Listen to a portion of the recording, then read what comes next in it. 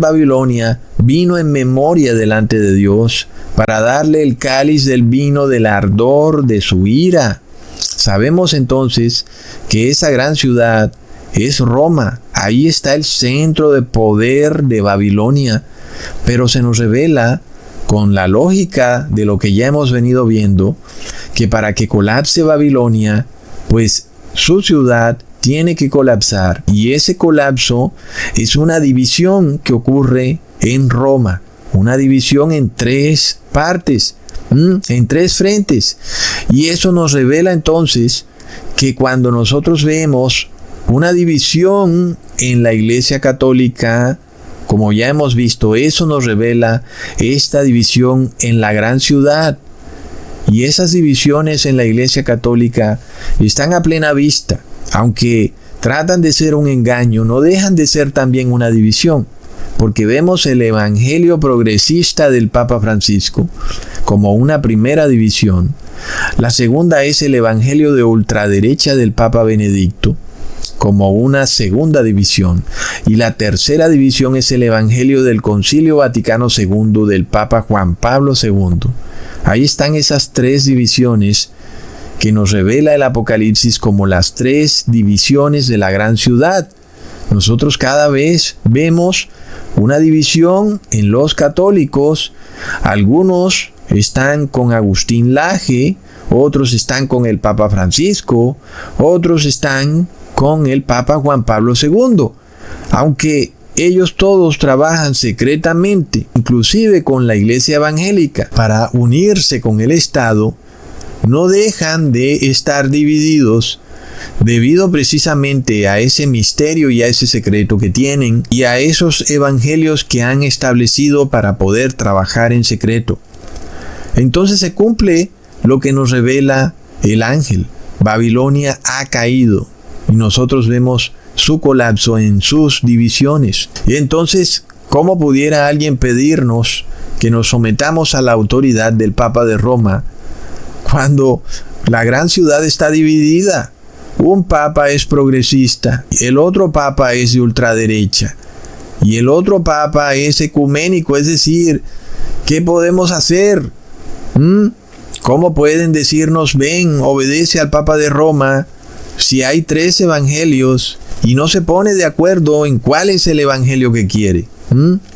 Entonces vemos que todo es una confusión, como es el nombre de Babilonia, que traduce confusión.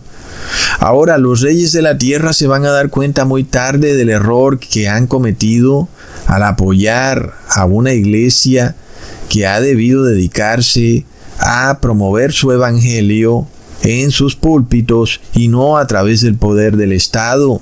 Leamos en Apocalipsis capítulo 17, versículo 16. Los 10 cuernos que viste en la bestia, estos aborrecerán a la ramera y la dejarán desolada y desnuda, y devorarán sus carnes y la quemarán con fuego.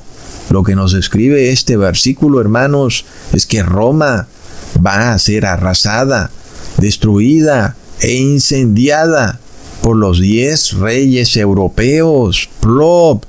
Es algo que ya hemos venido viendo, porque Babilonia es en sí la iglesia católica que está regada por todo el mundo, pero no va a colapsar si no colapsa su centro de poder, que es Roma.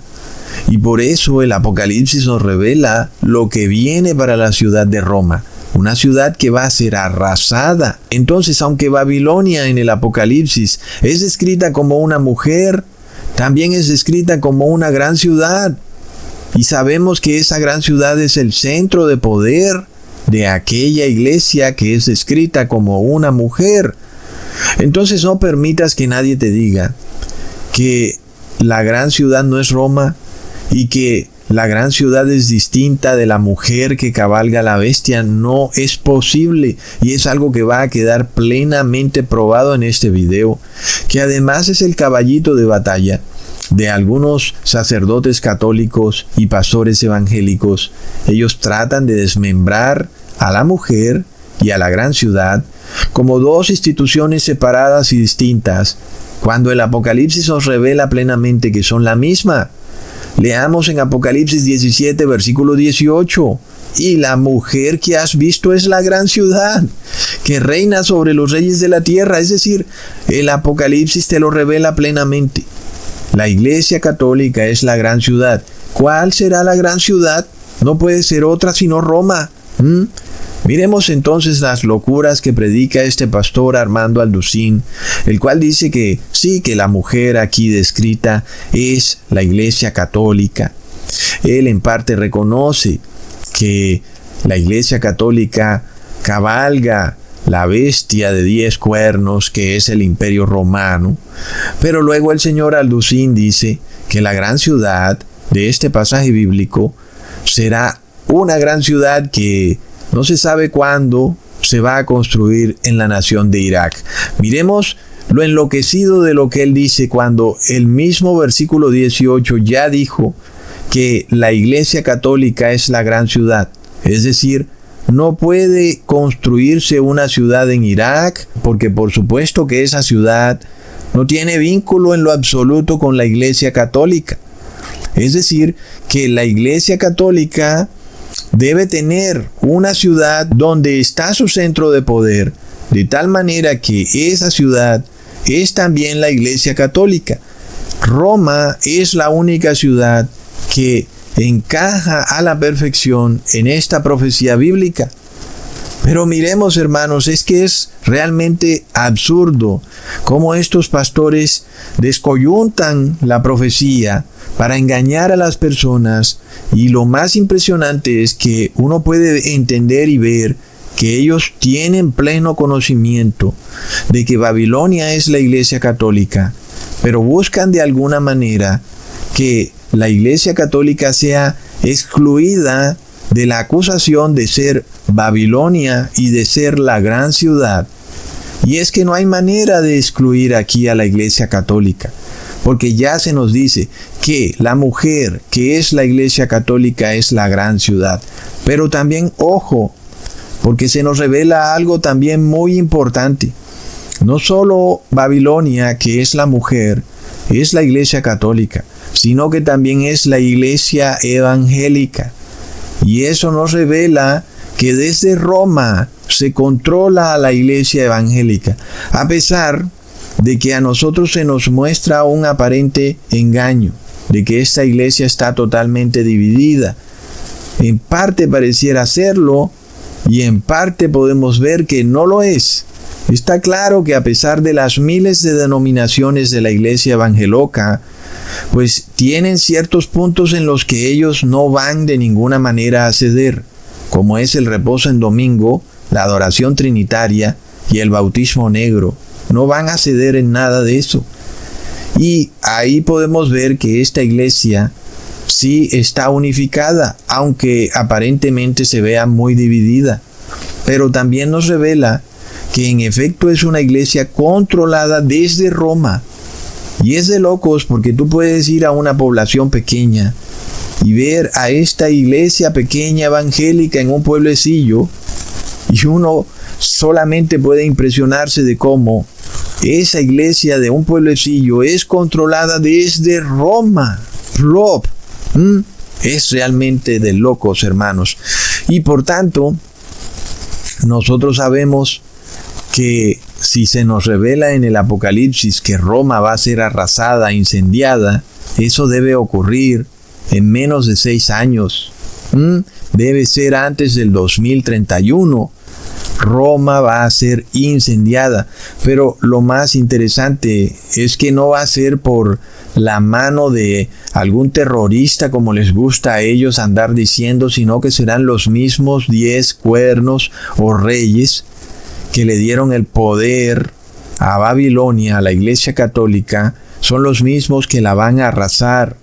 Y es que yo me imagino apenas a los reyes de España despertando un buen día y diciendo: "Prop, ¿qué pasa aquí? ¿Por qué nos hemos venido subyugando y sometiendo a la autoridad de Roma, si nosotros tenemos ejércitos más poderosos y fuertes? El Vaticano ni siquiera tiene ejército. ¿Por qué mejor no nos sometimos a la autoridad divina? Tal vez de esa forma hubiéramos seguido siendo reyes para toda la eternidad". Pero plop, por haberse sometido los reyes a la autoridad de Roma, ahora su reinado ha llegado a su fin, junto con el de Roma. Miremos una señal clara del incendio que ocurrió en la iglesia masónica de Notre Dame. Sin embargo, luego esa iglesia fue rápidamente reconstruida por el presidente Macron de Francia. Y ya veremos, hermanos, qué ocurre cuando los reyes de Francia también un buen día digan: un momentico, ¿por qué nos sometimos a esta iglesia si nosotros somos más fuertes que ella? Porque nosotros somos el hierro y la Iglesia Católica es nada más barro cocido. Es algo que está revelado en el capítulo 2 del libro de Daniel, en la estatua del rey Nabucodonosor. Pues es apenas obvio que el hierro representa a los reyes de la tierra y el barro cocido representa a la Iglesia Católica. Y sin embargo, lo que nos revela la palabra es que el hierro y el barro no se pueden unir, pero ellos quieren unirse a través de alianzas humanas. ¿Para qué? Como dice el Papa Gregorio XVI en su encíclica Mirari Vos, para que el barro cocido domine al hierro, algo que naturalmente no puede ser. Es el hierro el que domina al barro cocido, o por lo menos deberían estar totalmente separados. Ni el uno domina al otro, ni el otro domina al otro. Sin embargo, vemos que el Vaticano no tiene ejércitos y con todo y eso controla a naciones más poderosas y con ejércitos mucho más grandes. ¿Qué pasa, hermanos? Eso solo puede atribuírsele a un poder sobrenatural. Pero cuando miramos esta imagen del rey de España, que es el hierro, arrodillado ante el Papa de Roma, que es el barro cocido, uno no puede sino quedarse perplejo. Y no podemos sino atribuirle semejante imagen a un poder demoníaco, a un espíritu inmundo, porque el Papa de Roma es el anticristo. Entonces, la ciudad de Roma va a ser incendiada. Es lo que nos revela el Apocalipsis. Y también podemos entender que eso va a ocurrir después de que el Papa de Roma recupere su poder para perseguir a los supuestos herejes, como es algo que siempre le ha gustado a la Iglesia Católica.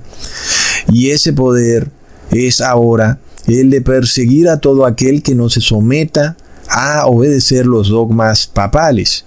Es decir, que cuando el poder papal esté en la cúspide de su fuerza global, será en ese momento que de repente llega su colapso. Nosotros vemos que estos movimientos van a ocurrir de forma sorpresiva, al menos para el mundo. Pero miremos cómo la Iglesia Católica anda instigando secretamente a través de sus agentes, por ejemplo, como Agustín Laje, la unión de Iglesia y Estado. Y ya no vemos que esto ocurra directamente, como ocurría en el pasado, que abiertamente la Iglesia Católica hacía alianza con los reyes de la tierra. Por ejemplo, cuando el obispo de San Remigio hizo una alianza con el rey Clovis, cumpliendo perfectamente lo que dice el capítulo 2 del libro de Daniel, que el barro cocido y el hierro harían alianzas humanas, pero que no podrían unirse, así como el barro cocido y el hierro no pueden unirse. Sin embargo, ahora esas alianzas ya no ocurren abiertamente como en la Edad Media, sino que ahora todo es muy secreto, sigiloso.